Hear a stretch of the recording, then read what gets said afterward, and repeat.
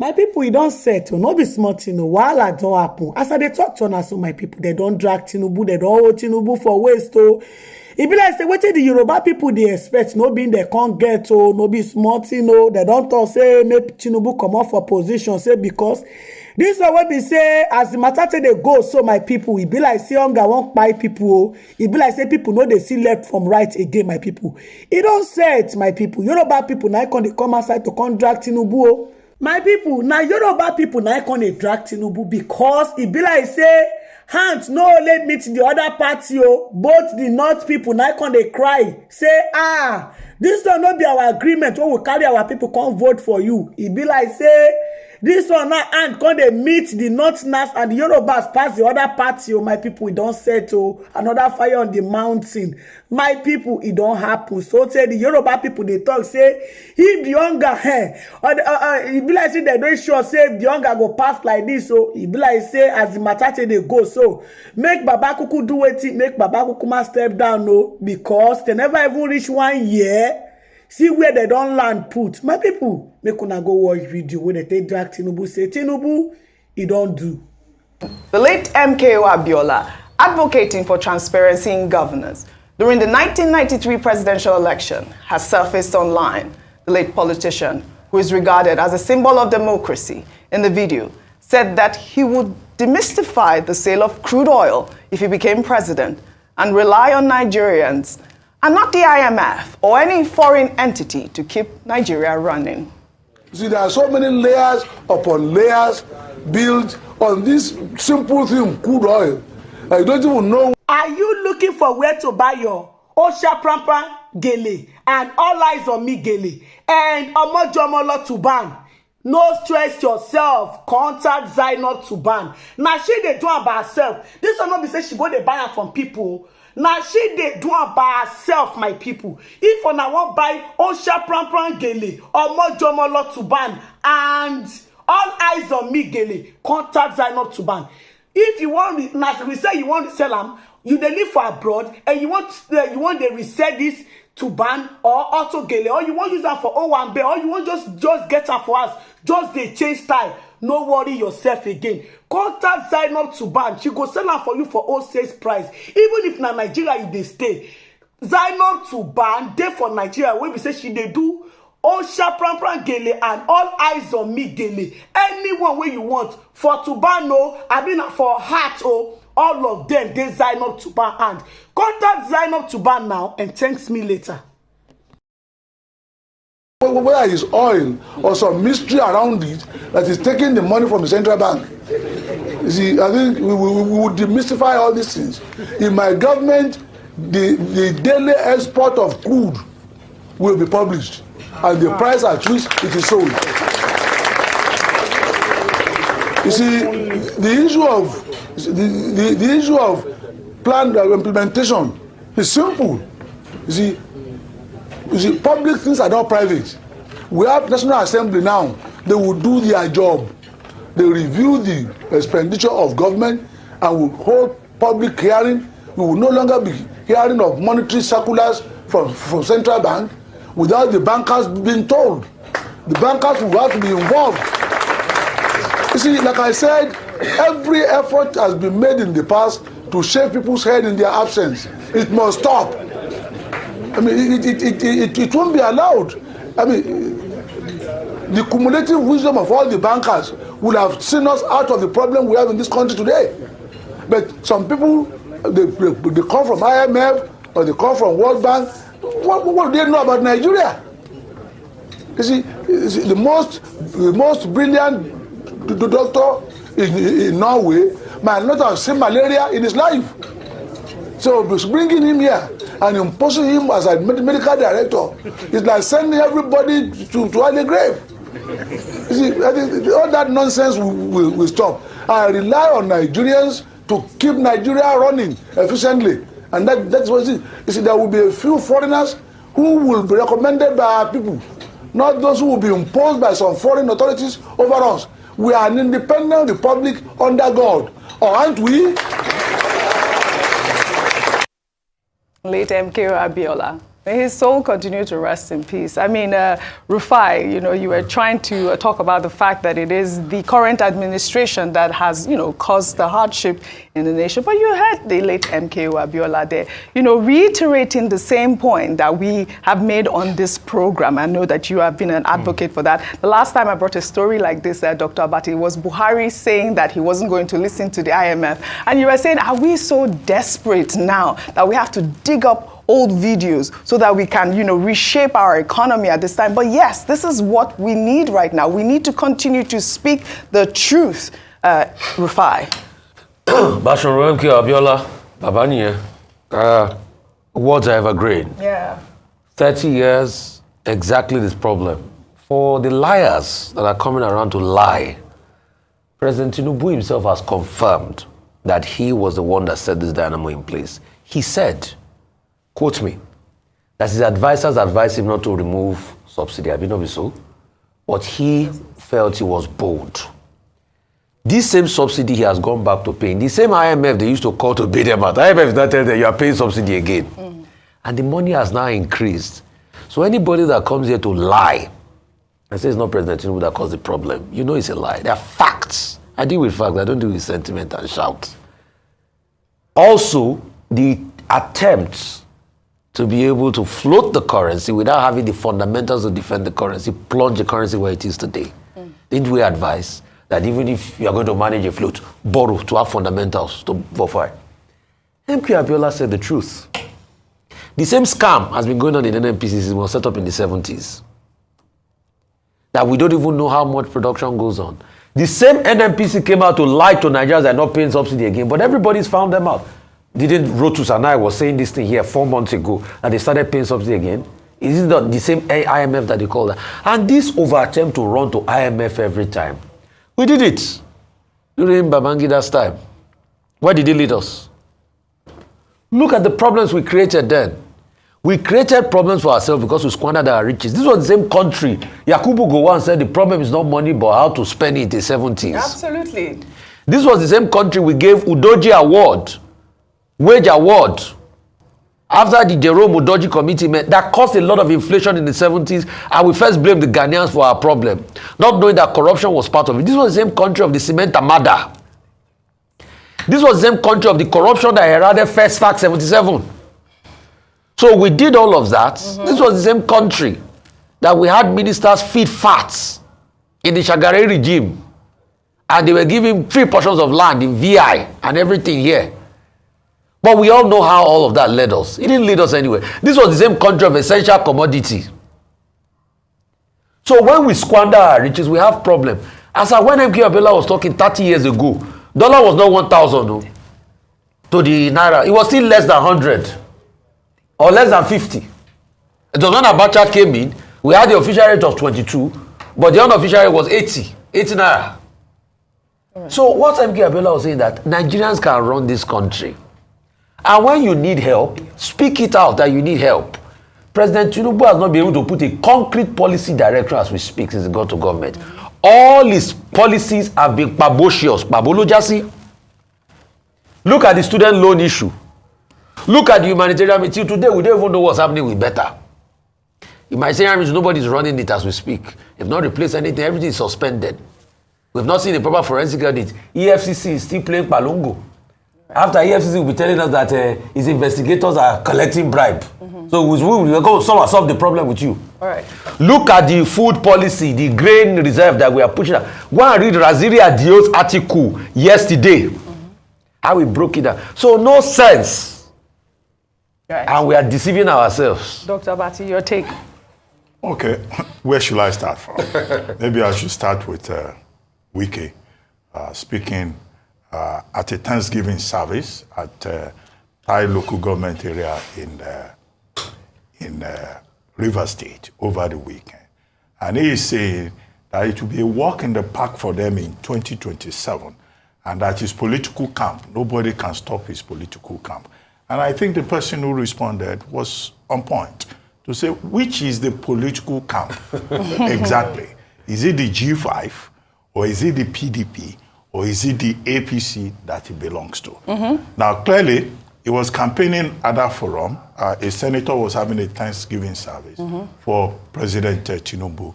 And he was talking about unity, that PDP and APC together in the same event, and that they will work together in 2027. Now, I think this is why calls have been made to the PDP leadership. That look, you have many members of your party who are openly doing anti-party activities. Is it that there is no discipline in the party's constitution? Why is it that the PDP is afraid of calling to order and disciplining the likes of Nyesom Wike, who says he's still a member of the party, but in the last election, he openly campaigned for the APC at the federal level. He openly said the PDP would lose the election, and the PDP did so. And yet, the man is saying he will remain in PDP in an amphibious manner. Absolutely. Neither toad nor frog in terms of politics. And I think it's presumptuous for anybody in 2024 to already be predicting the outcome of the 2027 general election. He's saying nobody can challenge us. They have not spent 1 year. The APC government is already being challenged. All the people who are doing food protests, are they not challenging the government? All the people who are complaining about the economy, are they not challenging the government? So I think some of those assumptions are just, strange.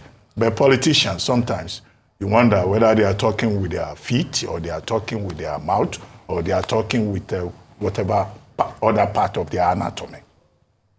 To the second issue, MKO Abiola. MKO is our man, SDP. In 1993 general election, you recall that Chief MKO Abiola ran a campaign called Hope 93. But as it turned out, that Hope 93 became Hope Deferred because of the annulment of the election of that year that was considered the freest and fairest election in Nigeria's electoral history. And thus, Nigerians lost the opportunity to benefit from the message of hope that Basharu MKO Abiola preached. You know the rest of the story, how, there was military repression, Nigeria was ostracized because at that time democracy was on trial. Absolutely. And Chief MKO Abiola ended up as a matter of democracy. Now we are talking about renewed hope. Yeah. Well, we will not know whether the present people will be able to renew the hope of Hope 93 because we didn't even get the opportunity to have an Abiola presidency. Because those that Honorable Paul Ohonbamu, who was our guest earlier on, referred to as democracy assassins, assassinated the hope of Nigerians in 1993. The points made by Chief MKO Abiola, of course, are still relevant. He was talking about opaqueness in NNPC and how he will ensure transparency. Yeah. The same, we were discussing capital importation this morning. The same oil and gas sector is not doing well with regard to capital importation. People are not investing in the oil and gas sector. Instead, they are reviewing their investment, moving from onshore to offshore because of problems within that sector. He talked about listening to IMF and outsiders who have this one-size-fits-all pattern. And he says it's Nigerians that can develop Nigeria.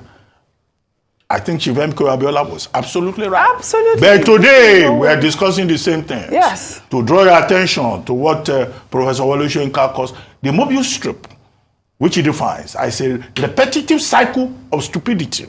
The same problems we were dealing with over 30 years ago, we're dealing with the same problems today. MKO Abiola was talking about not just rely on IMF prescriptions and foreigners, parachute economists, as they are otherwise called. Yes. But that we should look inwards and do our thing ourselves. In 2024, CBN Governor Cardoso is telling us IMF has seen it. Fitch rating has seen it. He has seen the light. There's hope. All these outsiders that MKO was talking about. Yes.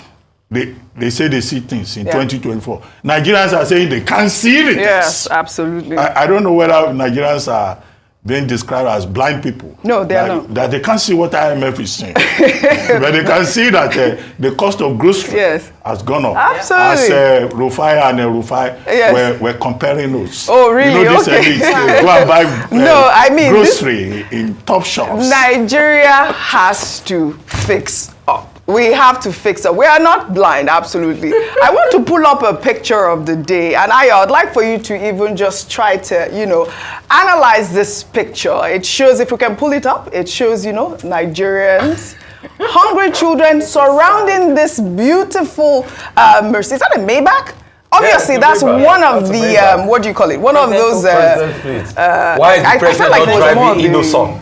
Exactly. Why is the president of Nigeria driving this is not AI generated. It's not, I mean, this is this looks like an AI generated. But it's the picture of the day. It was trending, and it is depicting Nigeria's economic hardship at this nation. Which is other Nigerian manufacturers. Which is the president of Nigeria driving German car. That's the problem. Let's talk about that. That picture. If we can pull up that picture, evoke something deep. Yes. In all of us, because even if it's AI generated, it is a representation of our reality. Absolutely. And we had something similar actually happen when the president was in Lagos State, and there were people around shouting Ebim Power. In fact, that hashtag is trending since that time.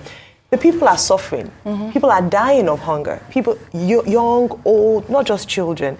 Yet we see the elite. And that's why I said last week that even though they say that, oh, Nigeria is not poor, Nigeria is poor, it's difficult to argue that because we see the elite living as if nothing is happening. Yes. Look at their parts, their weddings, their events, the cost of governance. And it belies the fact that there are people who cannot go to bed with food in their stomach. It is very sad, and we need to address that before there's anarchy in the country. Well said, Ayo. Well, in the same vein, many Nigerians have reacted to a viral video of a schoolboy, Abdul Kaber Abdul Kadiri, from Kazim Primary School, who in a video that has now gone viral, criticized the administration of President Bola Ahmed Tinubu over the economic hardship facing the nation. In the video, Abdul Kaber was debating with his fellow students on the issue of mandatory voting. Well, let's take a listen. My name is Abdul Kabir Abdul Kadir from Kasim Primary School, Agel. Strongly standing here before you to oppose the motion, which says voting should be mandatory. Firstly, the use of force in a democratic setting is unconstitutional. Forcing people to vote undermines democracy itself. Hence, democracy is built on the ideas of freedom of choice. People should be free to choose who to lead them. Having said that, consider the kind of politician we have in this country. And our politics is being practiced. Who are we making voting mandatory for? Just every last year, we voted Tinubu to be our next president. With every hope that this will change for better. Opposing him, the first bit of color he gave us was remove the petroleum subsidy, throwing the whole nation who took in Abia into untold hardship. Prices of goods and services continue to rise. Tinubu, with all his charisma, cannot handle this country the way we want. Presently, we are experiencing the scarcity of the metals, and as all this are happening, our lawmakers all have the constitutional power to call everybody to order, including President Deputy Note. Particularly the Senate instant, they are busy budgeting for 160 million naira flashes cars, housing allowances. It is for God's sake. Is this the kind of our leaders who want to make voting mandatory for? Brilliant young boy. I mean, when I saw the video, I had to watch it more than once. And I was taken aback because, you know, I wasn't so sure why the school allowed the boy to not, you know, maybe they should have read his script, because Thunder was trending on social media over the weekend because he made some, you know, inflammatory statements and saying that, you know, the leaders should crash in the plane and Thunder should strike them. Wrong. And that actually is wrong. That's wrong. Besides that, he was brilliant in his delivery. Let me take one tweet from Dr. Yakubu. He wrote, "At this age, whoever wrote the script for him isn't helping the boy. He will grow as a rebel.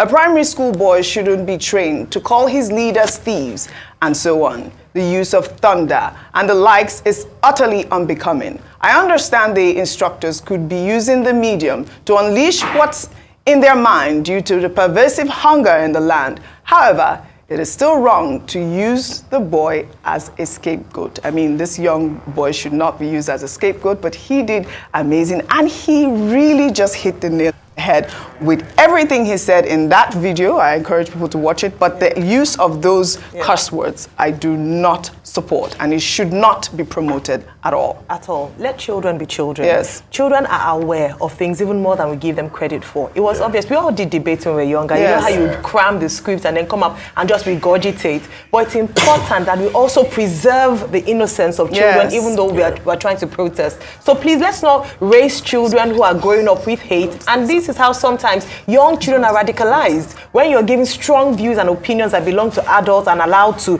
present those facts, it's very wrong. Please, let's preserve the innocence of children, even though they are very aware of what's going on. They can feel it in their life, you know, see their parents struggling, see themselves going to bed hungry. But please preserve the innocence of children at this time. All right, I have a slightly different opinion about what Dr. Yakubu said. That's the gentleman who will say, oh, this boy will grow up to become a rebel. How is he so sure? However, rebellion is good for society. I mean, some of the major developments in human history have come about as a result of rebellion. Albert Camus wrote a novel, a 1951 book-length essay titled The Rebel. And it's about the value of rebellion. Some of the major developments in society have been as a result of the fact that people moved away from orthodoxy and said society must change. And if we have young people who already have the consciousness that certain things are wrong with Nigeria and that Nigeria must make progress, I don't see a problem with that. After all, when we are teaching other things, we say catch them young, conscientize them early. Yes, all right. Well, all right. I don't think we have enough time to take our last story. It was about the River State governor honoring our great chief. He's not a chief. Oh, fantastic. Stanley Nwabali. My people, na the video na on a new watch finish. So, on a see what happen for inside the video. Alright, my people, make una let me know what on a thing for the comment section. And if una never subscribe, make una subscribe so that I no go miss any latest gist way I dey upload. On a bye bye till I come on away next time. Bye guys, that's my next video. Bye guys.